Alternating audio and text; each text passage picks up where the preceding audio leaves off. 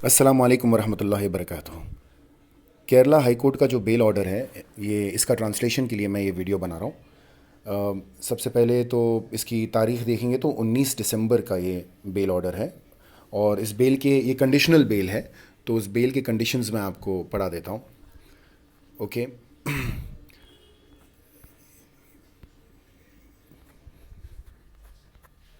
ये page number 2 पे हम लोग आ गए। फर्स्ट पेज में सिर्फ ये नोहेरा शेख और ये रिस्पोंडेंट्स कंप्लेनेंट एंड स्टेट, ये जो है ये एंटिसिपेटरी बेल इनको मिला है और ये ऑर्डर है, बेल मिला है, इसमें ऑर्डर है, इसमें कुछ शर्तें हैं जो हीरा ग्रुप एंड कंपनीज़ की जो सीईओ है नोहेरा शेख, उनको माननी चाहिए। तो ये मैं आपको पहले इंग्लिश में पढ़ता हूँ और उसके बाद हिंदी में समझाता हूँ कि ये क्या है। The petitioner herein is arraigned as the first accused in crime number 176/2018 of the Chamangarh police station for the offences punishable under section 406 and 420 34 of IPC। Okay, ये जो पेटिशनर है, मतलब नोहेरा शेख, जिसने एंटिसिपेटरी बेल डाला है, उसका केस नंबर है 176/2018। इन्होंने चमनगढ़ पुलिस स्टेशन का जो ऑफेंसेस के बदले में एंटिसिपेटरी बेल डाला है। ठीक है।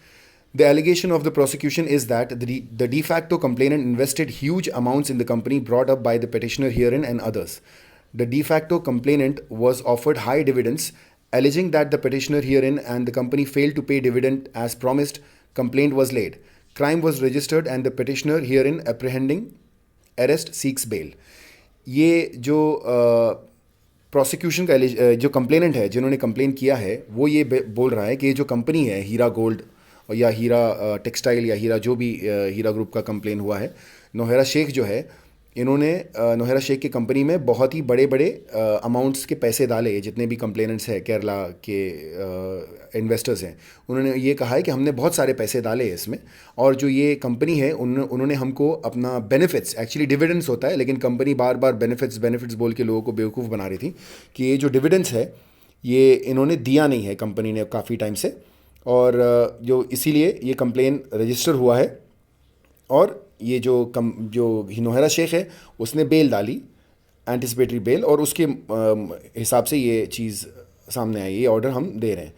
It is submitted by the learned council for the petitioner that even the complaint in it is stated that though a total sum of 70 lakh was deposited, he had received 68 lakhs as dividend. ये जो complainant है, इन्होंने total 70 lakh रुपए deposit किया था और उनको 68 lakh rupees मिला है वापस। His investment is still safe with the company. जो उनका मुद्दल 70 लाख है, ये कंप्लेनेंट बोलता है ये कंपनी के पास अभी भी सेफ है। मेरे को भले ही 68 लाख रुपीज़ मिला है मेरा बेनिफिट के तौर पे, मेरा 70 लाख तो इनके पास अभी भी है, ये ऐसा कंप्लेंट है। टू शो, अभी अगला बोलते हैं, to show the bonafides of the petitioner herein offered to deposit a sum of rupees 80 lakhs before the trial court within a period of 2 weeks from today. ये जो 80 लाख का deposit है, okay, ये इनके lawyer ने ही बोला है कि हम डिपॉजिट कर देते हैं, अगर ये 70 लाख का कंप्लेन है तो हम 80 लाख डिपॉजिट कर देते 2 हफ्ते के अंदर। ओके, ये पॉइंट नंबर 3 में आ गया। पॉइंट नंबर 4 में ये बताते हैं, जज साहब ये कहते हैं कि having considered these facts and the nature of the allegations which essentially appears to be a money transaction borne by records, I do not feel that a custodial interrogation of the petitioner is warranted. Hence, I am inclined to grant bail to the petitioner herein on the following conditions. ये सारा मसला देख के देखो, इन्होंने 70 लाख रुपए deposit किया ये भाई ने, और उनको 68 लाख रुपीज़ वापस मिल गया है। फिर भी ये भाई जो कंप्लेनेंट है ये बोल रहे हैं कि हमारे मेरा तो 70 लाख रुपए उधर वैसे भी निकलता है, ये 68 जो है ये डिविडेंड्स है, ये जो बेनिफिट्स बोलते हैं ना इन लोग, ये डिविडेंड्स है जो मुझे महीने महीने का मिलता था, मुझे तो मेरा पूरा 70 लाख रुपए वापस चाहिए।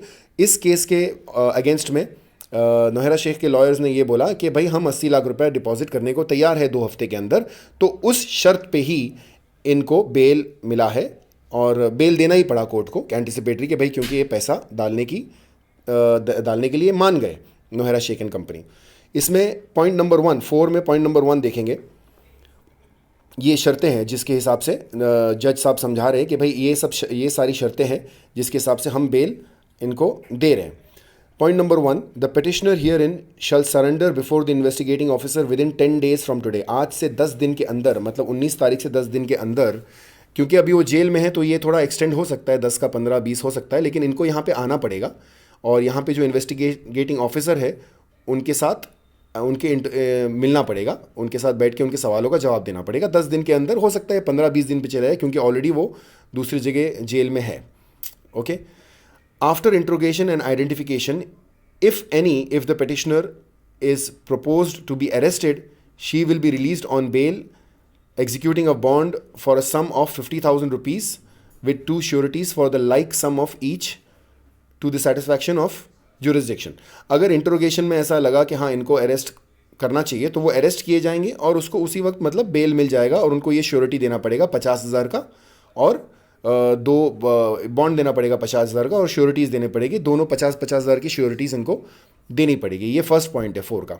सेकेंड पॉइंट ये है, she shall not threaten, course और इंटिमिडेट द डिफैक्टो कंप्लेनेंट और द विटनेसेस। ये नौहरा शेख और उनके जो बंदे हैं उनको सख्त हिदायत दी गई है ये सेकेंड पॉइंट में 4.2 में कि भाई तुम ना तो कंप्लेनेंट को थ्रेटन करोगे, ना तो उनको किसी किस्म का ऐसा काम करने पे मजबूर करोगे कि वो अपने राह से हट जाए, और ना ही उनके विटनेसेस के या उनके साथीदार को तुम थ्रेटन करोगे। हम लोग सब जानते हैं कि भाई मुंबई में, हैदराबाद में और दूसरे जगह जहाँ पे भी लोगों ने कंप्लेंट किया है उनको तो थ्रेट हो रहा है, साम दाम दंड भेद हर किस्म का चीज़ इस्तेमाल किया जा रहा है उनके खिलाफ। खैर कुछ काम नहीं आ रहा है। पॉइंट नंबर 3 पे चलते हैं। 4.3 ये कहता है कि she shall not get involve in any other crime. ये कोई दूसरे क्राइम में इन्वॉल्व नहीं होगी, तो वही हिसाब से थ्रेट नहीं करेगी, किसी को पिटवा नहीं देगी, किसी को धमकी नहीं देने की देगी। ये हिसाब से ये या हीरा ग्रुप का कोई भी मेंबर ऐसा कोई काम नहीं करे। ये भी हिदायत मिली है ये केरला के हाई कोर्ट से। 4th पॉइंट ये है 4 में, she shall appear before the investigating officer as and when call for. ये बेल से अगर यहाँ पे बाहर भी आ जाते, दूसरी जगह चले आते, तो भी इनको जब वापस बुलाया जाएगा, जब भी बुलाया जाएगा, इनको यहाँ केरला के इन्वेस्टिगेटिंग ऑफिसर्स के पास जाना पड़ेगा। 5th पॉइंट ये है, she shall deposit a sum of 80 lakhs okay before the court below within a period of 2 weeks from today. इनको 80 लाख रुपए डिपॉजिट करना पड़ेगा, उसके बाद ही बेल मिलेगा, उससे पहले बेल नहीं मिलेगा। ये 80 लाख रुपए का शर्त है जो इनके लॉयर ने बोला कि हम डिपॉजिट करते हैं और ये लोग डिपॉजिट इनको करना पड़ेगा बेल के शर्त में। 6th पॉइंट, छठा पॉइंट ये है नंबर 4 का, she shall cooperate with the investigation. Okay, इनको इन्वेस्टिगेशन के साथ कोऑपरेट करना पड़ेगा, जो कि हमने हैदराबाद में देखा था कि हैदराबाद के CCS ने ये कहा था कि भाई ये कोऑपरेट नहीं कर रहे और ज़्यादा हमको बेनिफिट नहीं हुआ है और वापस से इन लोग पुलिस कस्टडी मांगे थे। खैर ये आखिरी पॉइंट हम जाते हैं, the deposit is without prejudice to the contention of both sides. ये देखो ये है ना, ये बहुत सारे जो न्यूज़ चैनल्स भी है, एक न्यूज़ चैनल ख़ास करके है, वो इस सेंटेंस को है ना कंफ्यूज करके लोगों को बेवकूफ़ बनाने की कोशिश कर रहे हैं। ये ज़रा इसमें इंग्लिश के थोड़े हाई फाई वर्ड्स है, हो सकता है वो कंफ्यूज कर रहे हैं, हो सकता है वो खुद ही कंफ्यूज हो गए, तो इसको हमको बहुत ही गौर से समझने की ज़रूरत है। Deposit is without prejudice.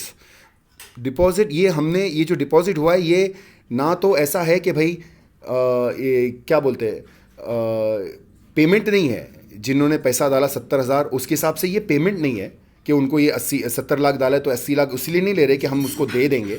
Okay, ये स्टेटमेंट सही है to the contention of both sides, और ऐसा भी नहीं है कि हम सिर्फ बेवकूफ़ी की तरह हम ये डिपॉजिट ले रहे हैं और किसी को मतलब वापस कर देंगे, ऐसा भी नहीं है। ये कोर्ट का आउटकम है जो डिसाइड करेगा कि ये डिपॉजिट कहाँ जाएगा।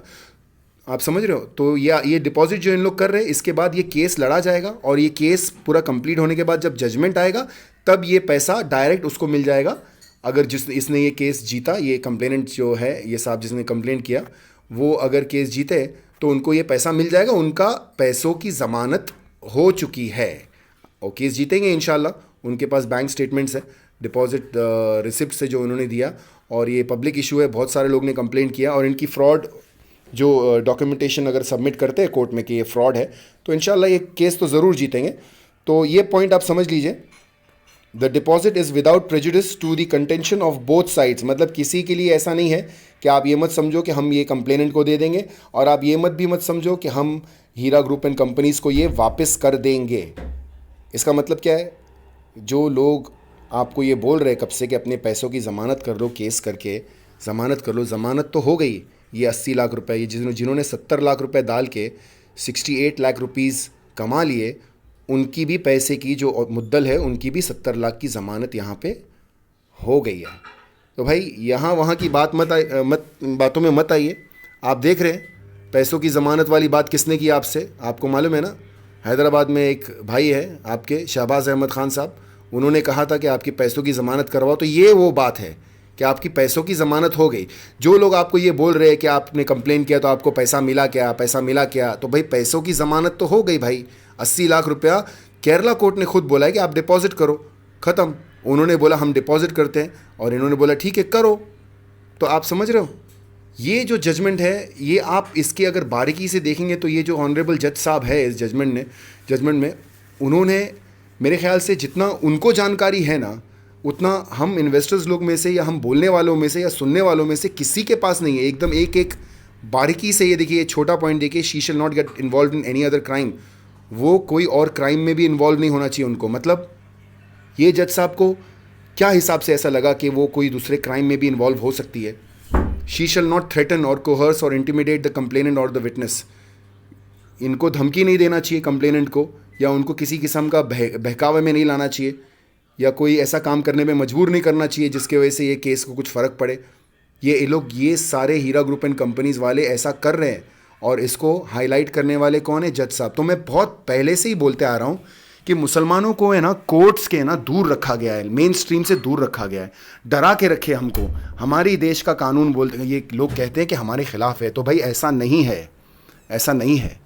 आप पुलिस स्टेशन के अंदर जाएंगे, अगर आप सही आदमी हो और आप काम करने वाला आदमी हो, तो वो भी ये चाहते कि आप काम करो, उसमें इंडिया की इकोनॉमी बेनिफिट करती है। वो ये नहीं चाहते कि लोग यहाँ पे रास्ते पे आके मार धाड़ करें। तो ये जो कानून है ना, ये हमारा कानून है, हमारे लिए, by the people, of the people, for the people.